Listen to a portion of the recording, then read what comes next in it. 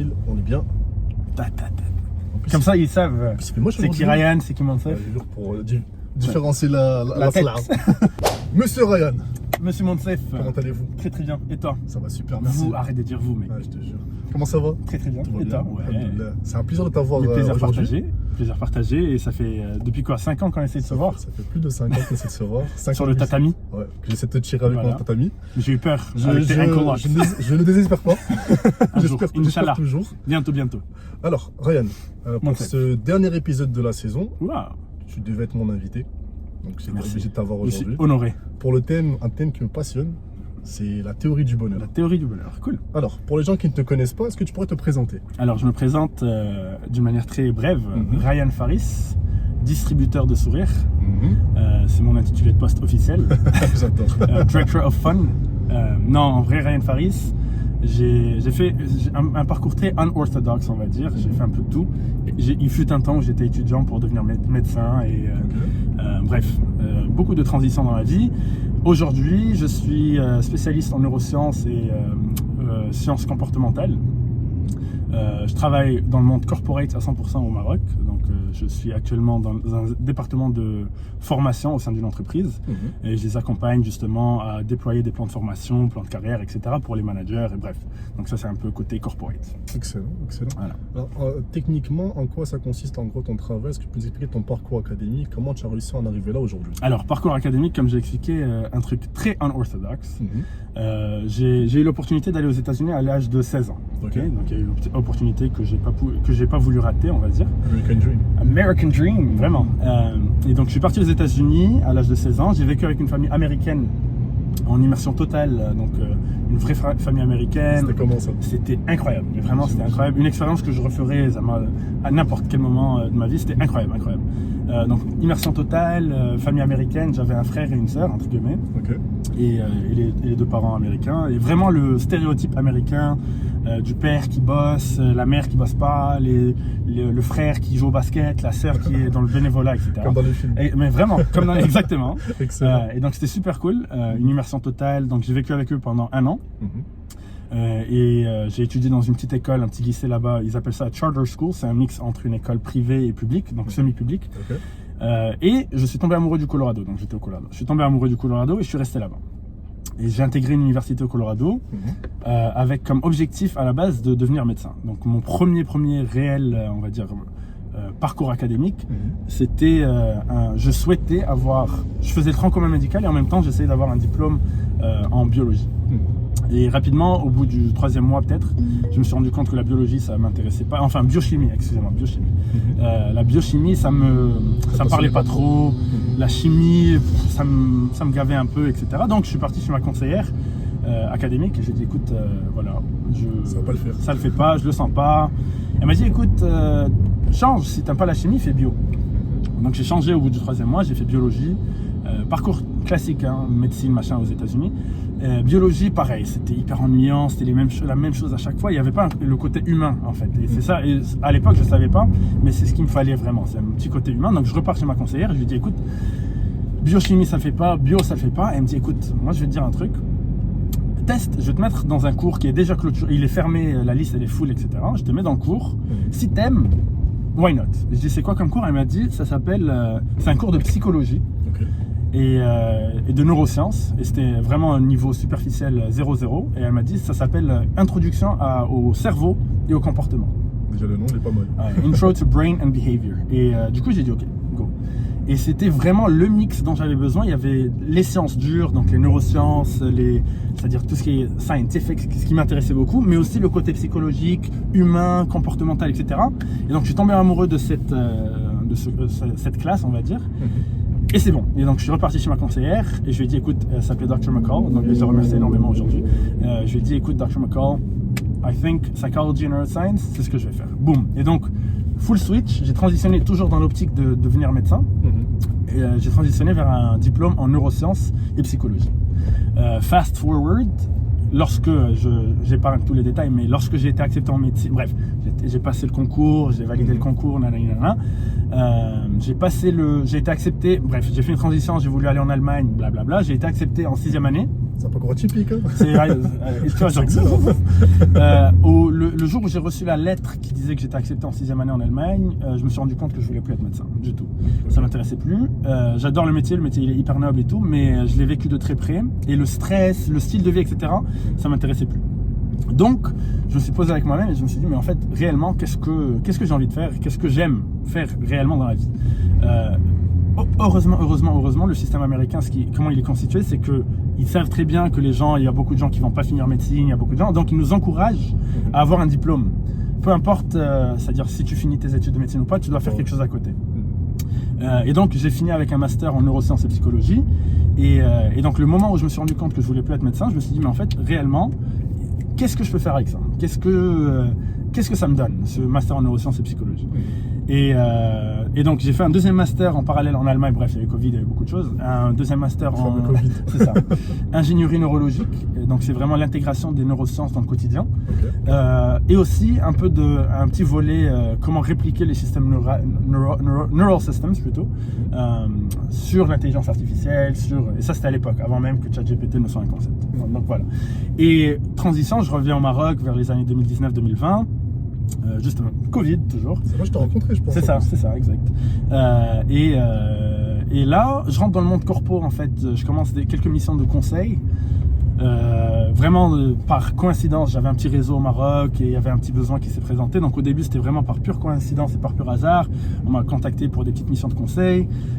Très rapidement, je me suis fait un petit portfolio de clients et j'ai commencé à faire deux choses. Des petites missions de conseil en stratégie. Et en même temps, donc stratégie, surtout change management et transformation, etc. Mais aussi de l'accompagnement pour les managers. Donc je faisais de la formation, je faisais du coaching, etc. Niveau codir, top management. Voilà, c'est ça, à tous les niveaux managériels. Et là, il y a eu Covid. Enfin, il y a vraiment eu Covid. Et lorsqu'il y a eu Covid, je me rappelle, j'avais lancé une petite plateforme juste pour rigoler de coaching que j'avais appelé The Bear Guru. Bear parce que l'ours. Et ta page Instagram. Exact, c'est ça. Exactement. Et en fait, ce qui s'était passé, c'était une période très bizarre, mais très cool. C'est que beaucoup de mes clients, ils me contactaient, les codires, les top directeurs, etc. Ils me disaient, écoute, là, on ne sait pas comment gérer nos équipes, il y a un manque de motivation, blablabla. Est-ce que tu peux coacher certains de nos individus? Et donc, j'ai fait une petite transition un peu inattendue, on va dire, où j'ai commencé à aider, accompagner ces personnes à distance pendant 3, 4, 6 mois même de Covid. Motivation, encouragement, nanana. Et je me suis rendu compte que vraiment, la chose qui me passionnait vraiment tout au long de mon parcours, c'était ce côté humain. C'est être avec les humains, les accompagner, les voir s'améliorer, les voir se transformer, etc. Excellent. Et là, excusez-moi pour cette introduction de 10 minutes. Franchement, elle était propre. Ouais, c'était la meilleure introduction que j'ai jamais eue. On va zapper. Vous pouvez cliquer sur le lien. Voilà, cliquez sur le lien pour écouter l'introduction. Franchement, c'est excellent. Parce qu'en fait, ce que je reconnais ça en toi, c'est que tu as toujours eu ce côté humain. Tu as toujours eu de la bonne humeur. Et je pense pas un travail bureaucratique ou bureautique, devant le PC toute la journée, ça serait fait pour toi. Tu es plus une personne, je pense, contact humain, qui aime bien rencontrer de nouvelles personnes, discuter avec de nouvelles personnes. Exactement. D'où ma prochaine question, Ryan, qui nous intéresse tous. Qu'est-ce que le bonheur? Ah, qu'est-ce que le bonheur? Et avant même de répondre, moi je t'invite, toi, mon safe, à me dire, pour toi, c'est quoi le bonheur? Alors pour moi, le bonheur, si tu veux, c'est déjà pour moi, le bonheur, je peux classer en 3 étapes. Donc, 3 étapes, pour commencer, c'est déjà la famille. Okay. Ensuite, c'est la nourriture. Ensuite, c'est le sport.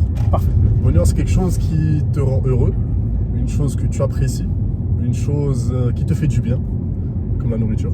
J'adore ça. Ouais, c'est parfait. Pour ceux qui te connaissent. Du coup, je pense que c'est pour moi le bonheur. Une chose qui te fait du bien, une chose que tu aimes faire, une chose que tu apprécies énormément. C'est parfait. Et je pense que je ne l'aurais pas mieux dit. En fait, beaucoup de gens ont tendance à penser que le bonheur, c'est un truc qu'on peut aller chercher, qu'on doit poursuivre toute notre vie en fait. Et avant même que je réponde à ta question, je vais juste me rétracter 2 secondes pour dire qu'en fait, nous en tant qu'humains, on est des humains multidimensionnaires. C'est-à-dire on a beaucoup de dimensions qui nous impactent, qui impactent notre quotidien, etc. Et je vais parler de deux trucs, on va dire deux côtés opposés. On est c'est-à-dire le premier truc à discuter, c'est que nous, en tant qu'êtres humains, on est des êtres spirituels dans une coquille matérielle. Okay. Et ça, c'est très important lorsqu'on parle du bonheur, et on verra ça par la suite. Donc, 1, on est des êtres spirituels dans une coquille matérielle ou physique. Et 2, on a quelque chose qui s'appelle le conscient et l'inconscient. Okay. Et pourquoi je parle de ces deux thématiques? 1, le bonheur, réellement, le bonheur, c'est quelque chose qui va venir combler le côté spirituel de la personne et non pas le côté matériel. Et je te donne un exemple. On a tendance à penser que voilà, l'argent, ça fait le bonheur. Hein. C'est ce qu'on nous dit, ouais, il faut être riche pour être heureux. Alors qu'aujourd'hui, les personnes les plus riches sont les personnes qui se retrouvent parfois les plus vides de l'intérieur, c'est parfois les personnes qui vont se mettre à consommer des drogues, etc. Bref, pour d'autres raisons. Et on dit souvent, et ça c'est un truc que j'ai lu très récemment, qui dit, tu peux avoir de l'argent, ok? Tu peux avoir tout l'argent du monde, l'argent peut t'acheter un lit, le meilleur lit au monde, mais il ne peut pas t'acheter le sommeil. Il peut t'acheter toute la nourriture du monde et le meilleur chef au monde, mais il ne peut pas t'acheter l'appétit. Et donc c'est là où on voit la distinction entre le côté matériel, qui est vraiment le superficiel, et le spirituel. Et donc le bonheur, c'est quoi réellement? C'est quelque chose qui va venir combler ce côté spirituel. C'est quelque chose qui est... j'aime bien faire une petite distinction. On a tendance à penser que ouais, voilà, je vais acheter une voiture, ça va me rendre heureux. Exactement. Tu vas partir acheter une voiture. À l'instant d'acheter la... En fait, la préparation avant, l'anticipation plutôt d'acheter la voiture, tu es heureux, tu es excité, tu as envie de l'acheter, etc. Tu achètes la voiture, tu es heureux parce que tu viens d'acheter la voiture et tu sors faire ta première balade en voiture. Tu es heureux. Mais après... C'est la meilleure balade de ta vie. C'est ça. Mais juste après, c'est juste une voiture. Exactement. Le lendemain, c'est juste ta voiture. Il n'y a plus avec la joie que tu avais le... Par contre... Cette même voiture-là, je dis n'importe quoi, ou même pas, hein, tu peux prendre n'importe quelle autre voiture, tu prends une voiture et tu sors faire une balade avec un ami, je dis n'importe quoi, tu fais un podcast avec quelqu'un en voiture et ça rigole, etc. Exact. La joie que cet événement il va te ramener sera beaucoup plus importante, parce que c'est beaucoup plus spirituel, que le véhicule lui-même. Donc le bonheur, en fait, c'est ça, c'est la capacité, c'est un fulfillment, c'est la sensation de fulfillment, d'être comblé d'une manière spirituelle. Exact. Voilà. Comme tu l'as dit, en gros, je vais te déranger déjà. Non, mais c'est bien. On voit déjà un peu. Pour bronzer. Ouais, niveau luminosité là. On est parti en dark mode. Exact. Du coup, comme tu as dit, moi, comme un exemple, le jour où j'ai pris ma voiture, avant de la prendre, j'étais content, j'étais là, je dormais pas, je regardais les photos, les vidéos. Dans la rue, je voyais la voiture, je la cherchais et tout. Le jour où je l'ai acheté, j'étais super content. C'est ça. Mais maintenant, je me dis, c'est une voiture, c'est n'importe quoi, j'ai envie de la changer. Ouais, c'est ça. Franchement, c'est un bonheur, mais éphémère. Exactement. C'est pas comme tu as dit, toi, une balade entre amis, quelque chose d'important, quelque chose de solide. Donc, pour les personnes, en gros, qui ne ressentent pas ce bonheur, qui ont un peu de mal à ressentir ça, qu'est-ce que tu peux leur recommander? Alors, en fait, ce qui est très important, et c'est pour ça que je parlais un peu du conscient et de l'inconscient, etc. tout à l'heure, lorsqu'on est... Avant que j'entame le sujet, je te pose une question. Quand tu regardes dans la rue, en général, c'est qui les personnes les plus heureuses? En général. En général... Réfléchis pas trop, tu vois. Les personnes les plus heureuses en général, je pense que c'est soit avec des enfants ou avec la famille en général. Ou même les enfants directs. Ouais, les enfants directement. Les enfants directs. En fait, les personnes, il y a beaucoup d'études qui ont démontré ça, mais aussi on le voit dans notre quotidien. Les personnes les plus heureuses aujourd'hui, c'est qui? C'est les enfants. C'est les personnes qui sont en bonne santé mais très âgées, tu vois, donc nos arrière-grands-parents ou grands-parents s'ils sont encore en vie, etc. Quand ils n'ont pas de problème dans la vie, hein, je précise, quand ils n'ont pas de problème de santé, etc. Et pour une raison un peu bizarre, les fous, entre guillemets, j'ai fou pour manque de meilleurs mots, mais quelqu'un qui souffre d'un trouble neurologique. On reprend l'exemple dont tu as parlé tout à l'heure, ils sont jaillés. Et pourquoi? C'est parce qu'en fait, lorsqu'on est enfant, lorsqu'on est très vieux dans la vie, ou lorsqu'on on a un problème neurologique, et surtout un problème neurologique qui impacte notre côté rationnel des choses, on n'a plus ce sens de je dois grandir, j'ai des responsabilités, je dois rentrer dans un moule, nanani, nanana, tu vois. Et donc, un enfant, lorsqu'il est né, nous tous, lorsqu'on est né, on a une palette de couleurs qui nous est offerte, avec des couleurs infinies. Tu vois, l'enfant, il a une imagination interminable, il s'amuse, il rigole, plus il grandit, plus on commence à accepter des moules de la société, donc dans notre inconscient, on s'en rend même pas compte, qui vont venir dicter notre conscient, donc, et on va commencer à se dire, ah mais en fait, moi, pour être heureux, d'après ce que j'ai compris, c'est que je dois finir mes études, c'est que je dois avoir un bon travail, c'est que je dois avoir un bon salaire, alors que pas du tout. Pas du tout. Et donc, pour revenir à ta question, Monsef, comment on fait justement pour que les personnes qui ne se sentent pas heureux puissent se sentir heureux? Il y a deux choses qu'il faut faire.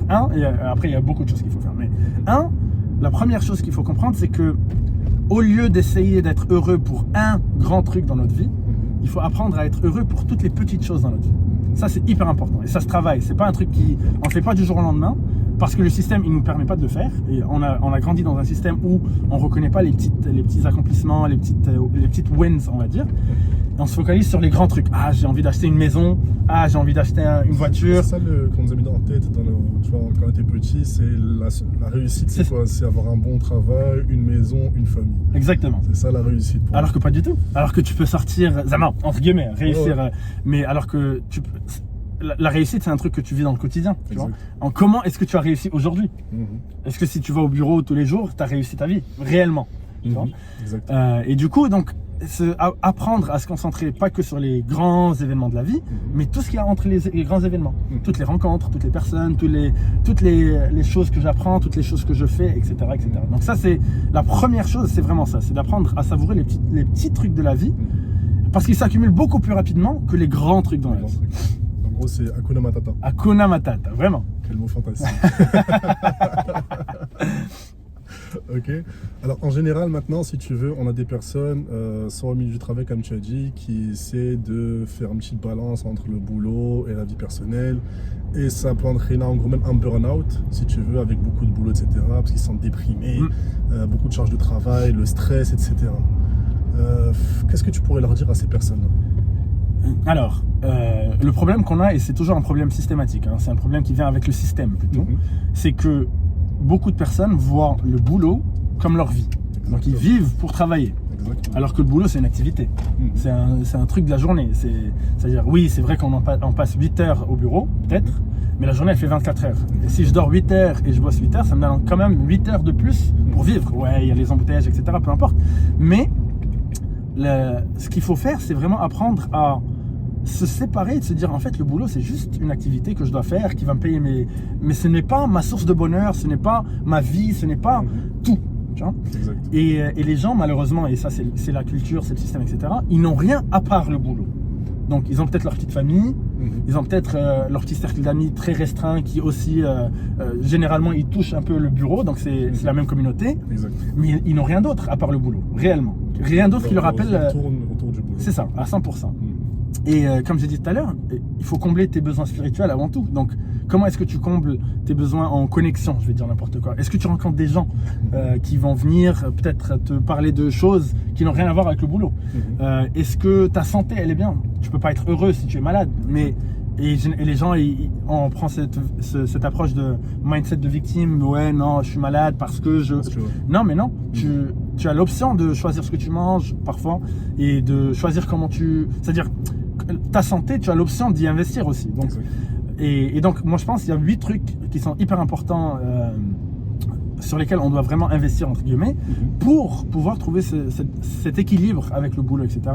Et le premier, c'est le spirituel. On peut pas vivre, on rentre en fait dans le rat race, on se réveille, on va au boulot, on rentre à la maison, on mange, et on pense que c'est ça la vie. Sauf qu'il y a un greater cause, on doit toujours garder le greater cause. Et c'est quoi? Et on doit la découvrir nous-mêmes déjà. C'est quoi moi, my purpose sur cette terre, c'est quoi? Est-ce que c'est de bosser toute ma vie jusqu'à ce que j'ai 40 ans ou la 60 ans, ou là, est-ce que my purpose, c'est d'éduquer mes enfants? Bref, il faut connaître notre purpose et tous les jours garder ça dans notre radar. C'est-à-dire, si je me concentre pas sur ce qu'il y a de plus grand que mon boulot, je vais jamais être épanoui. Hein? Et ensuite, il y a une autre liste, mais je te laisse me poser tes questions, mais spirituel avant tout, et le reste, il vient avec. Exact. De toute façon, au niveau des questions, moi tu me connais, hein, c'est plus au niveau du feeling. Du coup, si tu as un sujet que tu veux discuter, moi ça va être grand plaisir. Parfait. Bah, donc je continue. Donc il y a le spirituel, ensuite il y a le mental. Okay? Donc, en tant qu'humain, on n'est pas fait pour stagner mentalement, pas du tout. C'est-à-dire on est des êtres curieux de nature. L'humain, depuis sa création, a été curieux. Et donc, lorsqu'on se retrouve dans un job qui est monotone, hein, la majorité des jobs le sont. C'est la même routine qui se répète, peut-être un différent projet, différents clients, mais c'est les mêmes tâches qui se répètent, c'est de l'exécution en fait. Au bout d'un moment, si on n'est pas stimulé mentalement ailleurs, automatiquement on peut pas être heureux. Même si tu touches 1 million de dirhams par jour, tu peux pas être heureux, t'es pas stimulé, t'es dans l'exécution. Donc il y a le spirituel, il y a le mental et il y a la santé. La santé, c'est super important. Aujourd'hui, on découvre que les personnes les plus heureuses, généralement, sont les personnes qui sont en bonne santé avant tout. Tu peux pas être physiquement mal et mentalement bien, c'est pas possible. Mais dans l'autre sens, oui, c'est-à-dire que tant que tu es physiquement bien, ton mental, il peut suivre.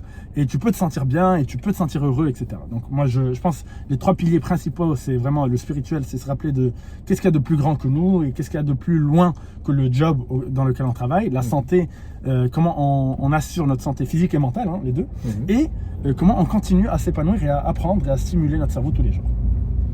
Franchement, c'est un sujet qui me passionne aussi, tu vois, c'est que je t'écoute, tu vois, j'aime bien ce genre de sujet, c'est ça que je savais que je t'invite.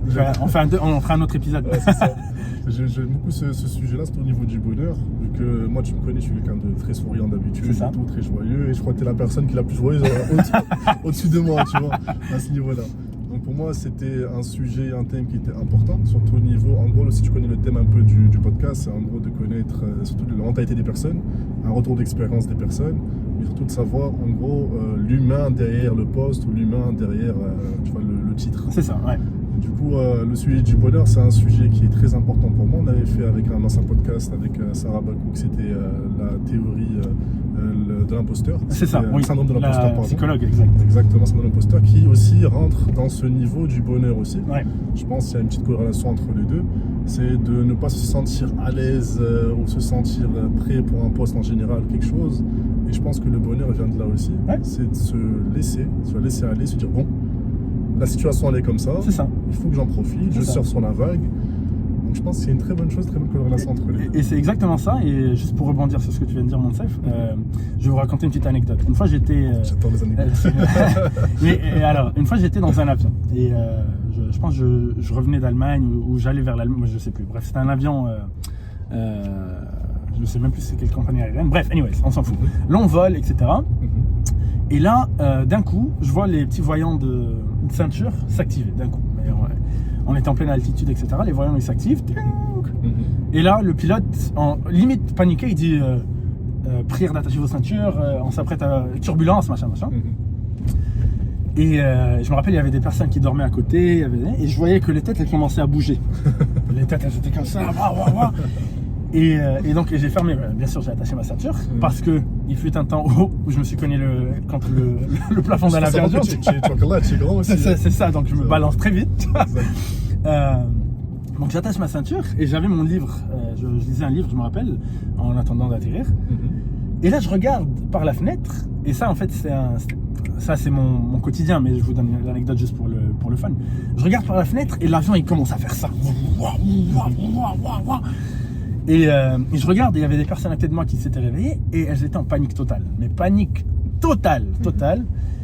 Et moi, je me suis rendu compte que j'avais aucun contrôle sur la situation. Je pouvais rien, même si je pleurais les larmes de mon cœur, rien n'allait changer. Exact. Donc j'ai regardé par la fenêtre. J'ai dit bon, I guess, moi je peux rien faire. Autant finir mon livre. Tu vois, et donc j'ai repris mon livre et j'ai continué à lire. Et la fille à côté de moi, elle m'a dit mais comment vous faites? J'ai dit mais madame, on ne contrôle absolument pas la situation. Et en fait c'est ça, pour revenir à ce que tu as dit tout à l'heure, c'est que le bonheur, 90% j'ai envie de dire du bonheur, oui, c'est-à-dire il faut apprendre à savourer les petites choses dans la vie, mais aussi il faut apprendre à dire que je ne contrôle pas toute la vie. Et moi je m'ouvre à vous parce que c'est important. Les gens parfois ils me voient, ils me disent non mais lui ça se voit, c'est la bourgeoisie de Casa, nana. Alors pas du tout. Et je vous raconte, je vous donne une petite, enfin c'est pas une anecdote, mais je m'ouvre à vous, c'est que moi j'ai perdu ma mère il y a à peu près 20 ans, donc j'avais 12 ans, et mon père je l'ai perdu en 2022. Et donc les deux personnes les plus chères que j'avais, j'ai ma sœur aussi, mais les deux personnes les plus chères que j'avais, je les ai perdues pendant ma vie. Et lorsque j'ai perdu ma mère, c'est là où j'ai vraiment eu un petit déclic qui me disait, en fait, il faut savourer les moments. On ne sait pas ce qui vient après. On ne sait pas du tout, on ne sait même pas si moi et mon Monsef, le demi-tour, on va le faire. Exactement. Et donc il faut apprendre à savourer les petites choses, parce que parfois, pas parfois, mais on n'a aucun contrôle sur la vie. Donc, si on savoure les petites choses présentes du moment, tu vois, le maintenant, tu as beaucoup plus de chances d'être heureux que de te dire dans 5 ans, je vais avoir la voiture de mes rêves, tu vois. Profiter de l'instant présent. À 100%. Sur ces belles paroles, monsieur Ryan, Mr. Monsef, je te remercie énormément. Merci à toi. Pour ton temps. C'était, je pense, un podcast captivant. Et long, surtout pour moi. J'ai beaucoup apprécié cet échange. Je te remercie énormément, Ryan. Merci à toi. Pour les personnes qui souhaiteraient te contacter, comment ça se passe? Alors, je suis joignable sur les réseaux, LinkedIn, etc. je partagerai mes coordonnées avec toi. Parfait. Et il y a peut-être une dernière chose que j'ai envie de Bien rajouter sûr, juste pour le bien sûr, podcast, parce bien sûr. qu'on parle beaucoup de théorie, mais ça serait bien de donner un peu de pratique Bien aussi. sûr. Il y a un concept dans les neurosciences. En fait, je vais faire rapide. Hein, 2 Non, minutes. prends ton temps. Prends ton temps. On t'inquiète. a ce qu'il faut comprendre, lorsqu'on comprend comment le système il marche, on peut le hack, ok? On a des trucs qui s'appellent des neurotransmitters, c'est des trucs qui envoient des signaux dans notre cerveau C'est tout le temps, intéressant, ça. tout le temps, tout le temps. Ouais. Et donc il y en a 4 qu'il faut retenir. Il y a la dopamine, l'oxytocine, la sérotonine et l'endorphine. Les autres on s'en fout pour l'instant, pour la thématique de. Et donc rappelez-vous DOSE comme une dose de bonheur, hein? Dose. Nice, nice. Et on peut les hack en fait. Et je vous fais ça très rapidement. La dopamine, c'est le neurotransmitter du reward, c'est-à-dire de la récompense. Comment on le hack? C'est-à-dire on se donne un objectif et on l'atteint. Et ça peut être un objectif aussi simple que aujourd'hui, je vais appeler Monsef pour lui dire viens, on fait mon podcast. Check. Aujourd'hui, je vais me réveiller, je vais faire mon lit. Check. Et donc, déjà, on hack le premier, on hack le système de dopamine en se disant voilà, j'ai accompli une tâche que je devais accomplir. Okay. O pour oxytocine, c'est la molécule de l'amour, mais l'amour avec un A majuscule, pas l'amour. Ok. Et c'est vraiment les connexions humaines. Et comment on hack l'oxytocine? C'est en ayant des conversations avec des personnes qu'on aime, en faisant des câlins aux gens, en jouant avec les chiens, ça aussi ça active énormément l'oxytocine, et en faisant des compliments aux gens. Et ça, donc c'est là où on voit que nous, en tant qu'êtres humains, on cherche cette connexion avec les autres. Donc si moi je dis à mon Sefra, t'as de très jolis yeux, et je le pense, mon oxytocine, elle se sécrète. Okay, et donc moi je suis heureux de lui avoir fait à lui un compliment. Hein. Je suis heureux de l'avoir reçu. Voilà, et c'est ça en fait, c'est une vague. Hein. Exact. Et troisième truc, donc S, la sérotonine, c'est la mood stabilizer. C'est vraiment qu'est-ce qui va venir nous détendre. Et ça, qu'est-ce qui nous détend le plus aujourd'hui? C'est la nature. Hein. Pourquoi? Parce qu'on est déconnecté complètement de la nature, on est constamment sous des lumières artificielles et au bureau, etc. etc. Donc, how to hack it? Mangez bien, mettez-vous dans la nature, mettez-vous sous le soleil, etc. Et la dernière, E, endorphins, c'est un peu la molécule de l'action, on va dire. Et on l'active comment? On l'active en faisant du sport ou en chantant. Ils ont trouvé que si vous chantez, ou si vous chantez avec quelqu'un que vous aimez, ou si vous faites juste des petits exercices physiques, vous activez ça. Donc, imaginez votre journée comme ça. Vous vous réveillez le matin, vous avez anticipé de faire votre lit, boum. Vous avez 3 tâches à réaliser que vous avez réalisées, boum. Vous avez appelé votre mère ou votre soeur ou quelqu'un que vous aimez et vous lui avez souhaité une bonne journée, boum. Vous avez mangé un bon repas ou là vous avez pris un peu de soleil, boum. Et vous avez chanté dans la voiture. À part, si vous faites les 4 choses chaque jour, automatiquement, voilà, c'est suffisant dans le sens où ça crée la petite vague de bonheur. De bonheur. Exactement. Exact. Excellent. Franchement, c'était bien de rajouter ça à la fin. Merci. Très important. Moi, je te remercie, Raya. Merci, Monsef. À très bientôt, Inch'Allah. À très bientôt, Inch'Allah. Merci beaucoup. Ciao, ciao, À Raya. toutes.